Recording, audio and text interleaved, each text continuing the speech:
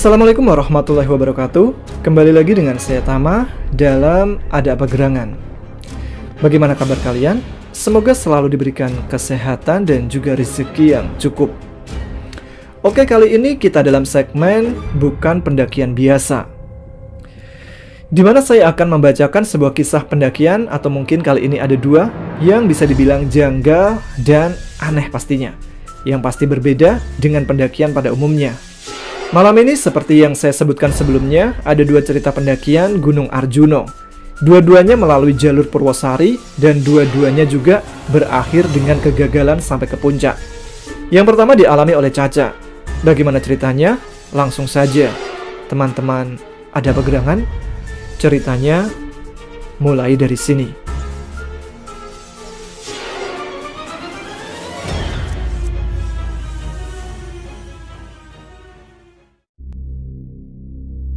Awal Maret tahun 2019, aku mengajak teman-temanku untuk mendaki Gunung Arjuno via Purwosari. Entah kenapa aku memilih jalur tersebut. Padahal banyak sekali artikel-artikel yang membahas tentang kemistisan jalur Purwosari ini. Yang jelas aku suka saja sih dengan suasana yang ada di sana. Apalagi di sana terdapat peninggalan-peninggalan sejarah yang membuatku semakin penasaran dan ingin melihat secara langsung seperti apa peninggalan-peninggalan tersebut. Aku lalu menghubungi beberapa teman-temanku dan mengutarakan maksudku kepada mereka. Syukurlah, ternyata mereka pun mau menemaniku. Total ada 7 orang yang akan melakukan pendakian ini, terdiri dari 5 orang cowok dan 2 orang cewek, yaitu aku dan Yanti. Singkat cerita, akhirnya hari yang dinantikan pun tiba. Setelah berdoa lebih dulu, akhirnya pukul 11 malam, aku bersama ke-6 teman-temanku mulai melakukan pendakian. Di awal perjalanan, semuanya masih normal-normal saja. Bahkan dalam kepalaku pun tidak terfikirkan sama sekali tentang hal-hal yang berbau mistis. Tapi, saat kami tiba di pos pemeriksaan sebelum pos 1, di saat suasana sedang hening-heningnya, tiba-tiba aku mendengar seperti ada suara tertawa dari seorang perempuan. Aku yakin kalau suara itu bukan berasal dari kami, karena pada saat itu di antara kami tidak ada yang tertawa sama sekali. Aku mencoba untuk berpikir positif. Mungkin saja ada yang salah dengan pendengaranku. Singkat cerita, kami pun sampai di pos 1. Istirahat sebentar, kemudian lanjut lagi berjalan menuju pos 2. Tapi baru saja beberapa menit kami berjalan meninggalkan pos 1. Entah kenapa, tiba-tiba aku merasa capek sekali. Badanku lemas seperti sudah berjalan berjam-jam lamanya. Padahal saat itu, aku pun hanya membawa daypack saja, bukannya tas keril. Belum habis rasa heranku, tiba-tiba saja aku dikejutkan oleh suara gamelan yang kini terdengar jelas di telingaku. Aku mulai ketakutan, tapi lagi-lagi aku mencoba untuk berpikir positif. Mungkin saja itu suara dari warga yang sedang memutar musik. Karena dari posisi kami sekarang ini, memang jaraknya masih lumayan dekat dengan pemukiman warga. Meskipun sebenarnya memang agak-agak aneh, karena saat aku memperhatikan ekspresi dari teman-temanku, ternyata mereka semua bersikap biasa-biasa saja. Seolah mereka memang tidak mendengar suara gamelan itu. "Jack, aku udah gak kuat deh kayaknya," ucapku pelan. "Terus gimana dong?" Jack balik bertanya. "Ngecamp aja ya," pintaku memelas. "Yaudah, nanti di pos 2 aja ya," jawab Jack seperti menunggu persetujuan dariku. Aku hanya mengangguk pelan. Rasa capek yang sedari tadi aku rasakan semakin lama semakin menjadi. Ditambah rasa takut oleh suara gamelan itu membuat aku ingin cepat-cepat untuk tidur saja. Kami pun lanjut berjalan lagi. Dengan sekuat tenaga kupaksakan kaki ini untuk terus melangkah dan berharap sesegera mungkin sampai di pos 2. Meskipun aku sendiri tidak tahu seberapa jauh lagi jarak untuk menuju ke sana. Setelah lumayan lama kami berjalan, akhirnya kami pun sampai di pos 2. Namun, kami tidak menemukan adanya shelter di tempat itu.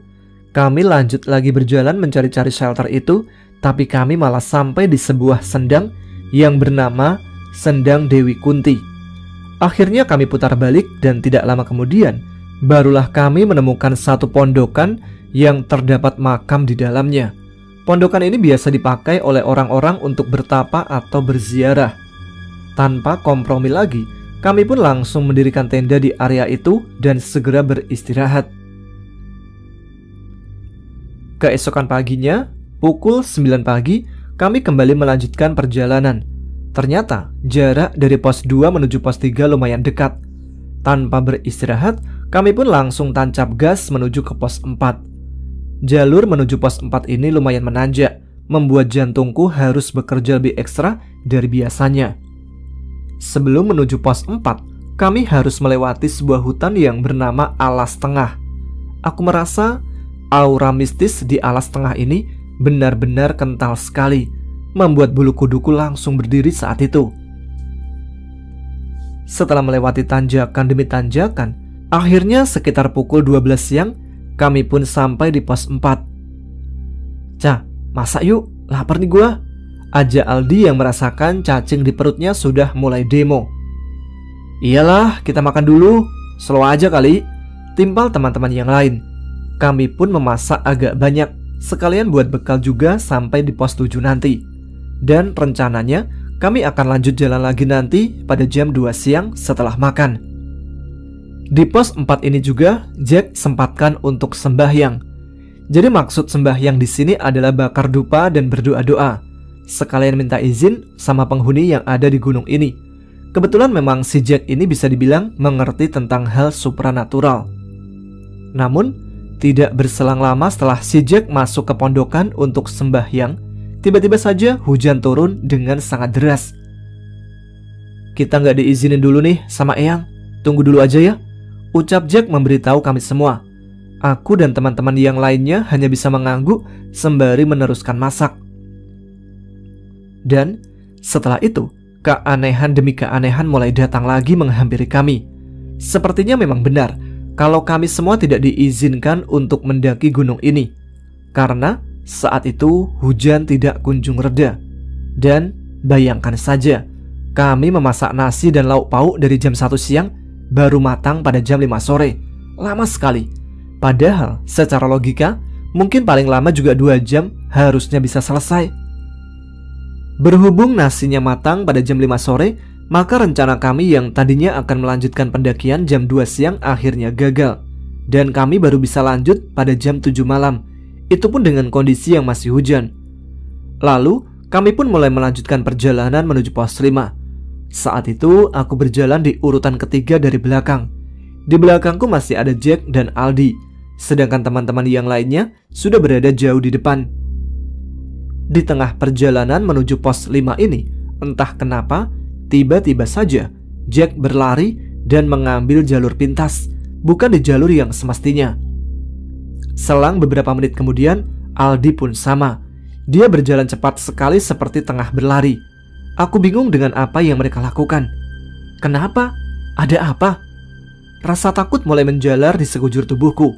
Kini aku merasa di belakangku seperti ada beberapa orang yang berbadan besar dan berjalan mengikutiku. Aku mencoba untuk tetap tenang dan berusaha memberanikan diri, karena semakin aku takut, maka mereka akan semakin menjadi-jadi. Caca, ayo Caca, cepet Caca. Teman-temanku yang sudah berada di atas sana terus berteriak-teriak memanggilku. Aku langsung berjalan cepat yang aku bisa. Tapi entah kenapa, aku tidak sampai-sampai ke tempat mereka. Aku seperti sedang berjalan di tempat. Ya Allah, ingin rasanya aku menangis. Beberapa temanku akhirnya turun lagi dan menolongku untuk berjalan secepat mungkin. Aku sudah benar-benar tidak kuat lagi. Badanku lemas. Butuh perjuangan yang sangat luar biasa. Akhirnya kami bisa melewati itu semua dan sampai di pos 5 dengan selamat. Gimana, Cah? Kita langsung lanjut atau stop sampai di sini? Jack melontarkan pertanyaan yang tidak pernah kuduga sebelumnya. Aku tahu maksud pertanyaannya itu sebenarnya mengajak kami untuk stop dan berhenti sampai di sini. Memang semua keputusannya ada padaku, karena akulah yang mengajak melakukan pendakian ini. Jujur aku pun bingung. Di dalam hatiku sebenarnya ingin sekali untuk menyudahi pendakian ini.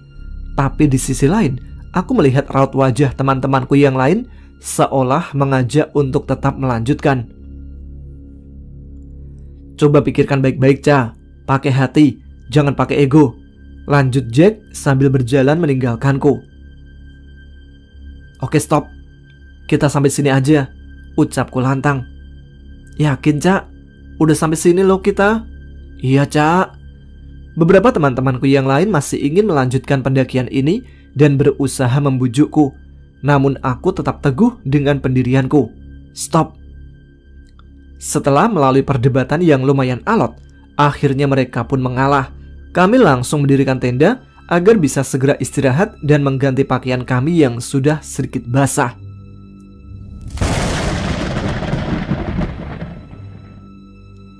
Kami semua langsung kaget dan ketakutan. Saat kami mendirikan tenda, tiba-tiba saja petir menyambar ke jalur yang berada tepat di atas kami.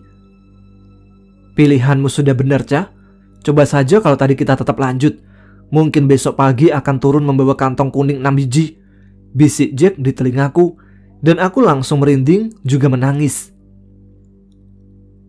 Keesokan harinya, pikiran kami mulai berubah. Kami mencoba untuk melanjutkan lagi pendakian. Tapi, di saat kami mulai beres-beres, ternyata hujan kembali lagi turun dengan sangat deras. Bahkan kali ini, kondisinya sudah mendekati badai. Seharian itu kami tidak bisa kemana-mana. Hujannya awet. Sempat reda sebentar, tapi kemudian hujan lagi. Akhirnya lambat laun malam pun datang. Ini adalah malam ketiga kami di gunung ini. Cuaca masih tetap hujan, tapi tidak sederas tadi siang. Hanya saja anginnya masih lumayan kencang. Malam itu di dalam tenda kami isi dengan obrolan-obrolan santai ditemani teh hangat dan kopi hitam. Sesekali tawa hadir dari bibir kami sebagai penghibur atas pendakian kami yang kurang beruntung ini.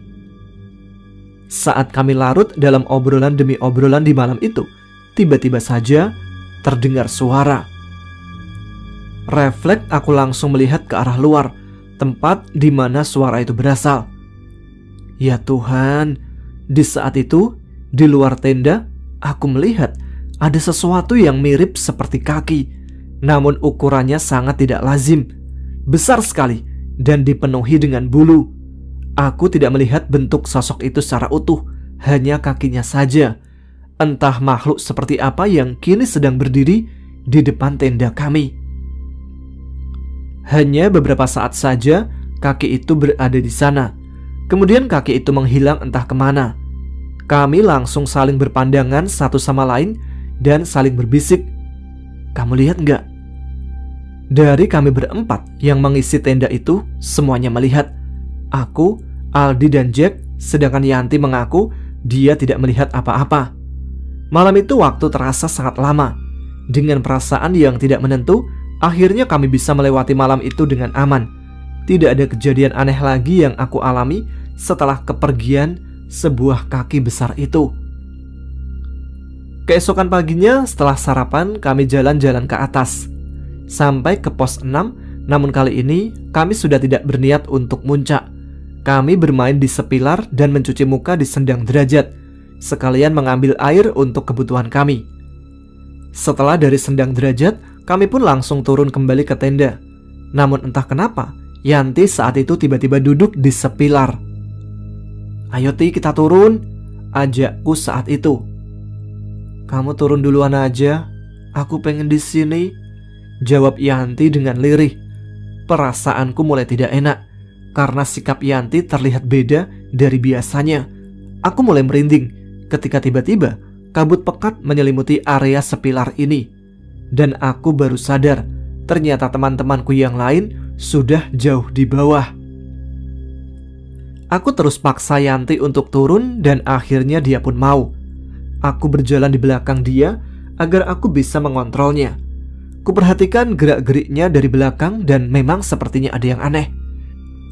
Aku merasa dia terlihat seperti lebih cantik dan lebih anggun. Sampai saat aku sedang asik memperhatikannya, entah kenapa tiba-tiba Yanti terhenti dan dia langsung ngobrol dengan pohon dan batu-batu yang ada di sana. Suaranya lembut dan bahasanya halus sekali. Daun-daun di sekitar tempat itu yang awalnya biasa saja, tidak ada angin dan tidak ada badai, tiba-tiba bergoyang-goyang dengan sendirinya. Aku pun saat itu merasa seperti banyak sekali makhluk yang berebut ingin masuk ke dalam tubuhku. Karena sudah tidak kuat lagi, akhirnya aku berlari turun meninggalkan Yanti sendiri. Aku langsung meminta tolong kepada Jack untuk menangani Yanti. Ketika aku menoleh ke belakang, ternyata Yanti sudah ada tepat di belakangku. Padahal tadi aku yakin sudah meninggalkannya di atas sana. Ini benar-benar aneh. Dan saat Jack melihat Yanti, Jack langsung terbengong-bengong, seolah dia sedang terkesima melihat sosok wanita yang sangat cantik jelita. "Jack, sadar Jack!" bentakku sambil menggoyang-goyangkan badannya. Saat itu Jack langsung tersadar dan dia langsung mencoba untuk menyadarkan Yanti. Tidak lama kemudian, akhirnya Yanti pun bisa kembali normal. Setelah kejadian itu, kami tidak lagi mengalami hal-hal aneh lagi. Hingga pada saat kami mulai beranjak turun, saat dari pos 4 menuju ke pos 3, tiba-tiba saja Jack menggeram seperti harimau dan dia berjalan dengan sangat cepat.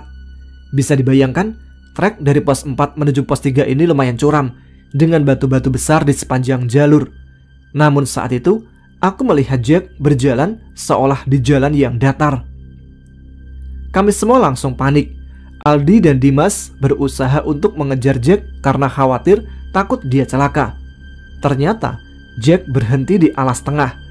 Ketika kami semua berada di alas tengah ini, suasana langsung berubah.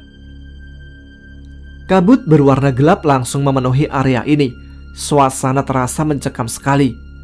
Jack tiba-tiba merokok dan kemudian dia minta untuk difoto di tempat ini. Tapi saat itu kondisi dia masih kerasukan. Setelah ditenangkan oleh yang lainnya, akhirnya Jack bisa sadar. Kami pun kembali melanjutkan perjalanan turun menuju ke base camp. Belum begitu lama kami mulai lagi berjalan. Tiba-tiba Jack tertawa-tawa dengan sendirinya. Dan yang membuat kami kaget adalah suara tertawanya itu seperti suara perempuan. Kami langsung berdoa agar Jack cepat sadar. Dan akhirnya dia pun kembali normal. Setelah itu tidak ada lagi kejadian-kejadian aneh lagi. Kami pun akhirnya sampai ke base camp dengan selamat. Entah karena perjalanan kami yang memang cepat atau mungkin ada hal lain. Tapi ternyata kami menghabiskan waktu dari pos 5 sampai ke base camp ini hanya dengan 2 jam saja. Sangat singkat sekali bagi kami yang biasa berjalan lambat. Setelah istirahat dan bersih-bersih di base camp, kami pun mulai membuka cerita tentang apa saja yang dialami oleh masing-masing pada saat berada di gunung itu.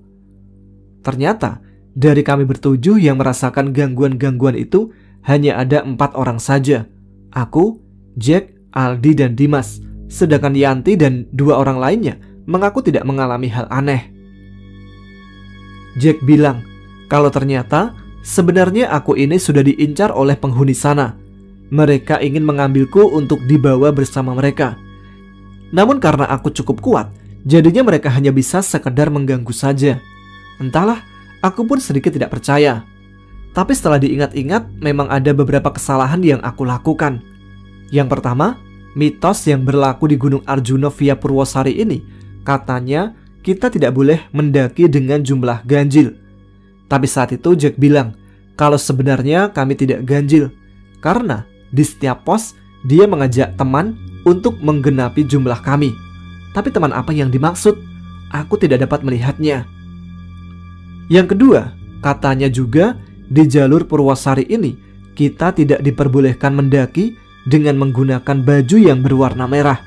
Dan memang pada pendakian kemarin aku memakai baju yang berwarna merah, meskipun sebenarnya sudah didobel dengan jaket.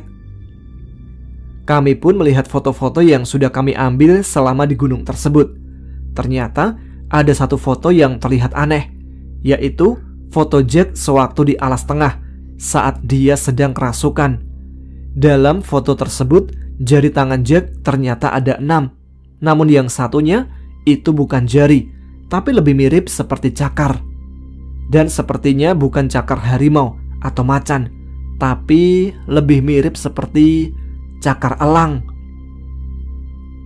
Seminggu setelah pendakian itu, Jack datang berkunjung ke rumahku. Dia memberikan sebuah cincin yang katanya dia dapatkan di Sepilar pada pendakian kemarin. Cincinnya memang bagus, dan saat ku pakai pun ternyata pas di jariku. Tapi aku teringat dengan pesan dari orang tuaku. Beliau sering berkata, jangan ambil atau pakai barang yang dari gunung, meskipun mungkin barang itu baik. Setelah mengingat itu, akhirnya aku lepaskan lagi cincin itu. Tapi anehnya, cincin itu tidak bisa terlepas. Cincin itu seperti menempel di jariku, dan baru bisa terlepas setelah dibantu oleh Jack. Tentunya melalui proses doa-doa dulu. Tidak secara begitu saja langsung bisa terlepas. Kemudian Dimas pun memberi kabar kepada kami semua. Ternyata kartu memori tempat foto-foto yang dia pakai di pendakian kemarin rusak seperti terbakar. Memang sih, foto-foto itu sempat dibagikan kepada kami semua. Tapi anehnya, foto Jack yang berjari 6 itu hilang dari galeri kami semua. Oke, itu dia cerita yang dialami oleh Caca dan teman-temannya. Nah, untuk yang kedua ini dialami oleh Johan. Baiklah, langsung saja. Teman-teman, ada apa gerangan? Ceritanya mulai dari sini.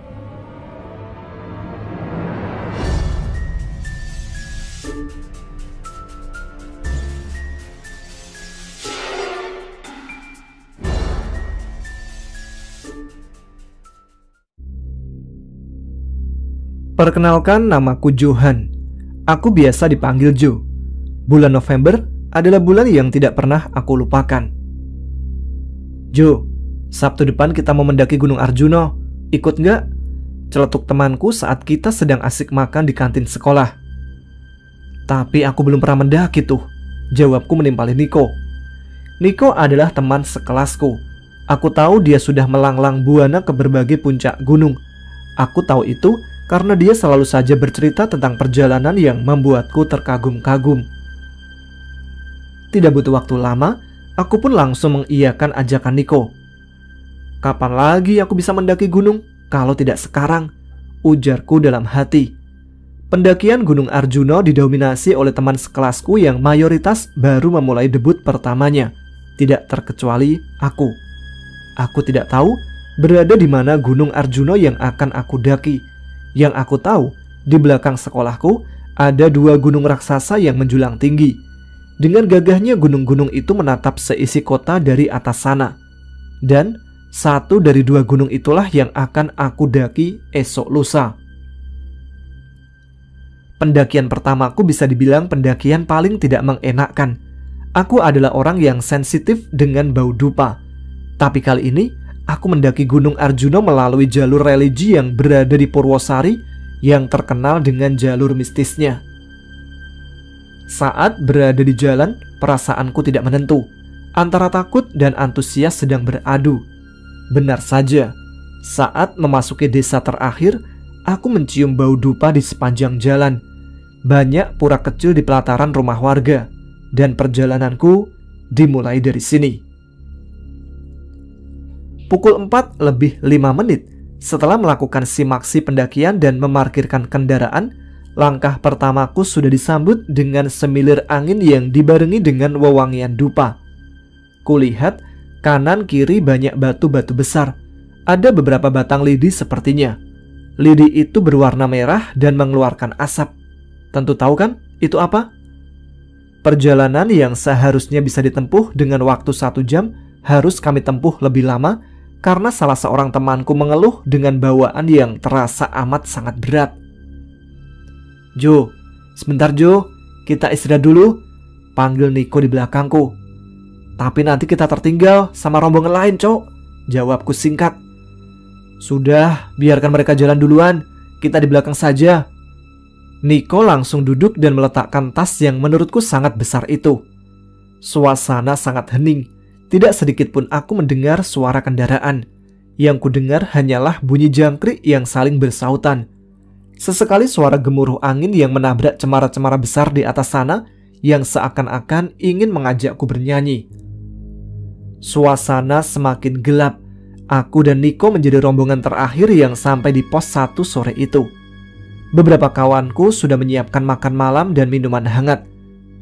Menunggu azan maghrib, kami sholat berjamaah secara bergantian di dalam gua Ontobogo. Saat aku mengambil air wudhu yang berada di samping gazebo kecil, aku harus turun lagi ke bawah. Aku mendengar suara geraman yang menurutku aneh. Aku terkejut, namun aku tetap melanjutkan wudhu hingga untuk yang kedua kalinya aku mendengar geraman itu lagi. Kali ini geraman itu lebih panjang dan lebih keras. Kulihat sekelilingku tidak ada seorang pun. Saat ku tengok belakang, teman-temanku sibuk bercengkrama. Ada juga sebagian yang sedang sholat. Terdengar seorang yang berada di kamar mandi sebelah seperti sedang mandi. Aku pun menunggu orang itu keluar. Mungkin saja dia adalah temanku yang ikut mengambil air wudhu tadi. Namun, hingga beberapa lama, apa yang aku tunggu tidak kunjung keluar. Aku mengambil senter di saku sebelah kanan dan berjalan perlahan menuju kamar mandi tersebut. Dengan menelan ludah, ku buka secara perlahan pintu yang terbuat dari kayu lapuk itu. Namun, tidak ada siapa-siapa di dalam. Mungkin kamar mandi sebelah, kataku dalam hati. Kaki dan hati tidak sinkron. Di sisi lain, hati ini ingin melihat apa yang ada di dalam, tapi kaki ini ingin segera kembali ke rombongan. Suasana mendadak hening. Tidak terdengar suara angin atau hewan-hewan kecil. Yang terdengar hanya sesekali suara kaki yang terus melangkah. Lalu terdengar suara pintu tua semakin membuat perasaanku kacau. Tidak ada siapapun di dalam. Kulihat air di bak penampungannya juga tidak beriak. Lantas, apa yang kudengar baru saja? Aku berusaha melihat seisi kamar mandi, tapi hasilnya nihil. Samar-samar, aku mencium bau busuk yang amat menyengat. Senter yang berada di tangan kanan pun langsung menuju ke sumber bau itu. Ya Tuhan, semoga aku salah lihat. Ada sosok kepala dengan muka yang amat seram berada di atasku. Rambutnya panjang berwarna hitam, juga sangat lusuh. Matanya melotot dan menyeringai ke arahku. Aku menutup mata dan keluar dengan pelan. Aku mengambil nafas dan berusaha berjalan meninggalkan tempat tersebut. Perlahan tapi pasti, aku bisa menguasai kondisi dan kembali ke rombongan yang sudah siap santap malam. Jo, kamu kenapa? Gak ikut makan? Tanya Tommy yang tidak lain adalah teman sekelasku. Ah, iya. Bentar ya, aku mau sholat dulu. Sisakan saja sedikit nasi sama lauknya, sahutku datar. Langsung ku ambil arah kiblat. Pikiranku kembali tenang, tapi sesekali telingaku mendengar bisikan-bisikan halus yang seakan-akan memanggilku dari dalam gua. Aku tidak memperdulikan itu dan aku terus saja melanjutkan sholatku. Setelah acara isoma, aku dan rombongan kembali melanjutkan perjalanan ke pos 2 yang dikenal dengan pos Tampuwono. Tidak ada kendala dalam perjalanan saat itu. Namun, saat tiba di pos 2, pandangan ini tidak lepas dari jalan tangga yang menuju ke sebuah tempat, Sendang Dewi Kunti. Saat hatiku berusaha membuang pikiran-pikiran buruk itu, aku malah semakin penasaran. Ko, ini ke Sendang Dewi Kunti jauh nggak? Tanyaku pada Niko yang duduk di sebelahku. Nggak terlalu sih. Ngapain emang malam-malam seperti ini ke sana? Sambung Niko. Gak apa-apa, penasaran, imbuhku. Hati-hati, apa perlu ditemani? Lanjutnya. Gak perlu, aku hanya sebentar kok. Pungkasku yang kemudian jalan meninggalkan Niko. Waktu menunjukkan angka 9 kurang. Aku izin untuk pergi sebentar. Hawa di sana sangat dingin. Ku naiki anak tangga menuju tempat itu hingga aku sampai di tempat yang menurutku sangat-sangat damai. Entah hawa di tempat ini sangat beda. Aku menghisap tembakau yang sudah aku racik dari rumah. Hembusan asap yang keluar dari mulutku menambah kesan tenang malam itu. Wangi, wangi sekali. Aku melihat sekitar, tidak ada siapapun. Saat aku kembali memandang ke arah depan, aku melihat sosok wanita yang amat cantik.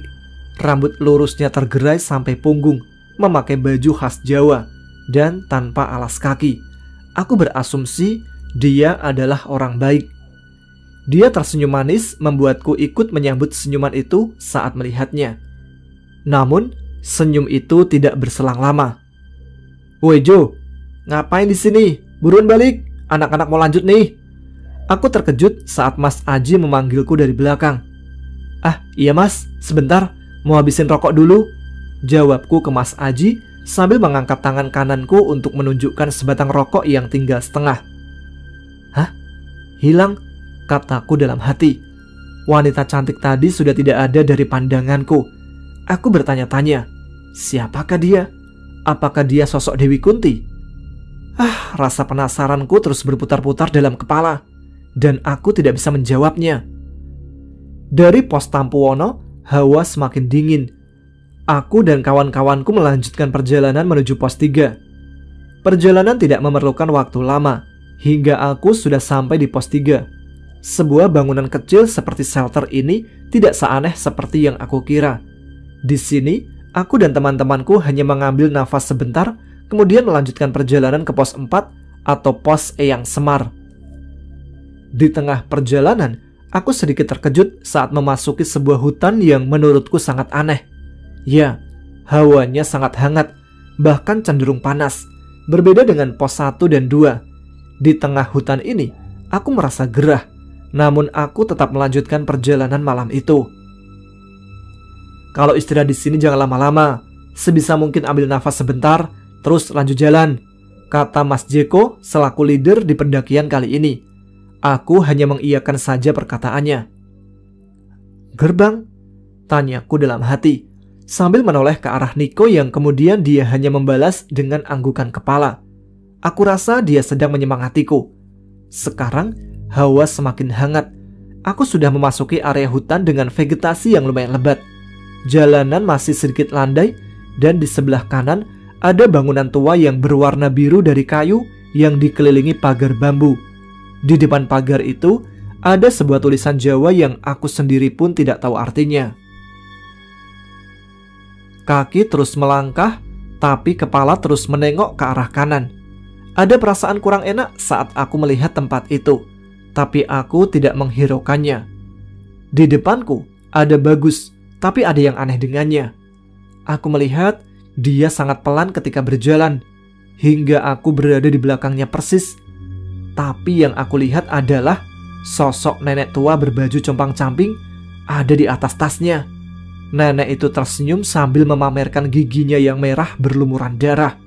Kuku-kuku tangannya hitam dan sangat panjang.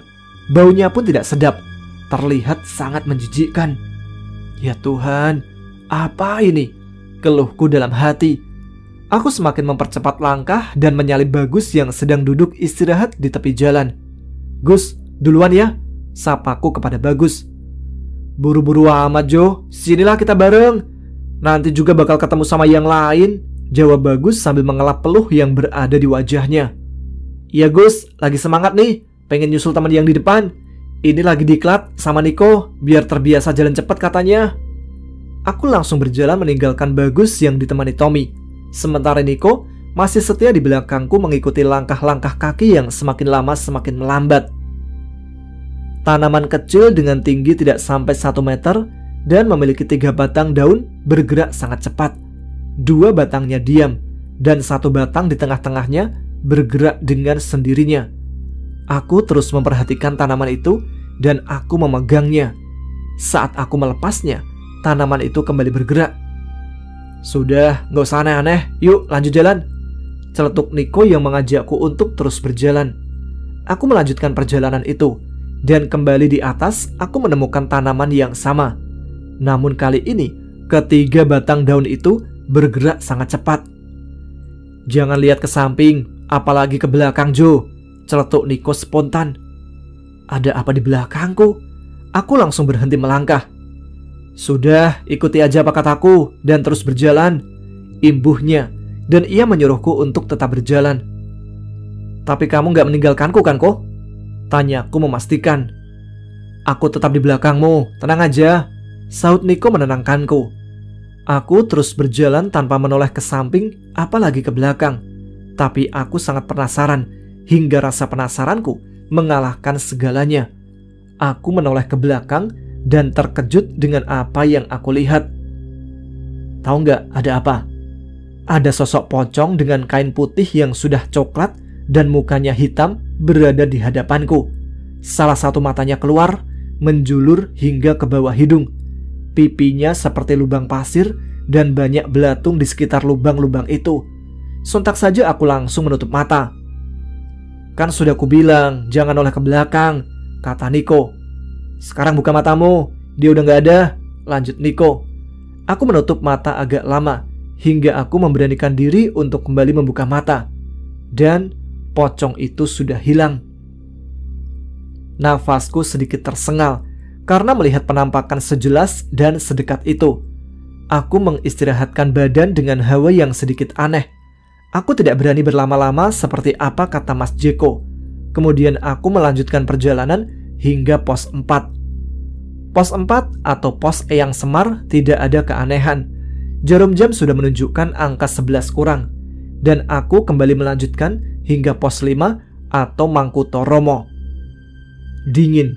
Setelah melewati pos Eyang Semar, hawa kembali dingin seperti awal. Baru saja aku sampai di pos 5, aku melihat sosok lelaki tua memakai baju serba hitam sedang berdiam diri di atas Candi Mangkutoromo. Tongkat panjang berwarna hitam yang berada di sampingnya berdiri, bergerak dengan sendirinya. Aku terperangah. Aku berdiam diri melihat keanehan yang aku lihat itu. Langsung saja Niko menarik tanganku, kemudian kami mencari tempat untuk mendirikan tenda. Terlihat bintang bergelantungan di langit-langit malam. Lampu kota terlihat kelap-kelip di bawah sana. Dan semua rombonganku sudah sampai dan langsung beristirahat.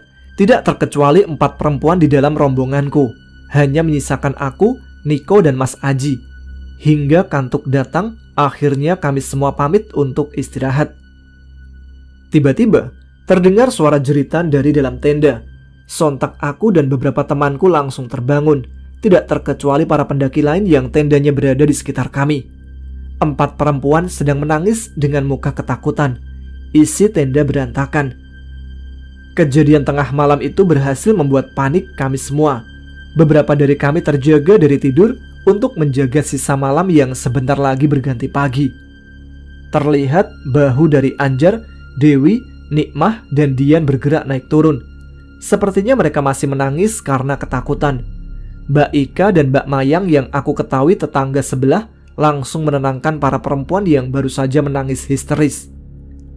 Menurut pengakuan Dewi, saat ia tidak bisa tidur, ia merasa ada sosok bayangan yang memutari tenda mereka.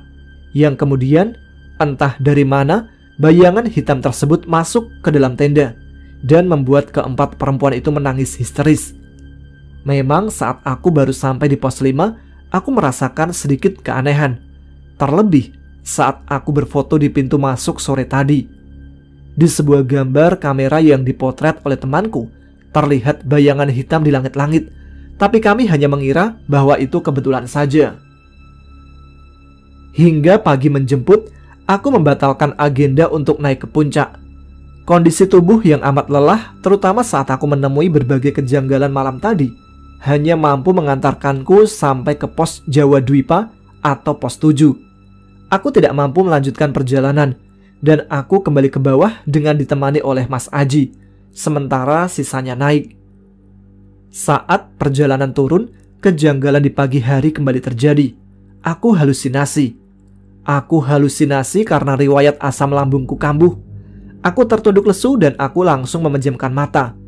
Aku merasa ada sosok wanita yang berjalan menghampiriku. Ada wanita berjalan ke sini, kataku. Dia baru saja melewatiku. Dia berjalan ke atas. Aku berkata dengan kondisi tubuh yang amat lemah. Aku tidak bisa berdiri. Hanya sekedar bergerak pun perutku terasa sangat sakit. Jo, bangun Jo. Kamu kenapa Jo? Kamu ngomong apa barusan? Mas Aji panik dan menggoyang-goyangkan tubuhku hingga aku mendongakkan kepala.